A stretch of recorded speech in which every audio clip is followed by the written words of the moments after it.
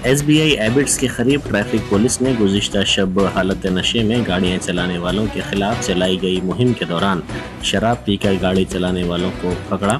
Police ने नए साल की तकारीब के पेश नज़र इस मामूल की मुहिम में शिद्दत पैदा कर दी है और शहर के कई इलाकों में इस मुहिम का आगाज़ कर दिया गया है। कल शब एबिट्स के करीब मुहिम के दौरान हालत नशे में गाड़ियां चलाने वालों के खिलाफ केस दर्ज किया गया और उनकी गाड़ियों को जब्त किया गया।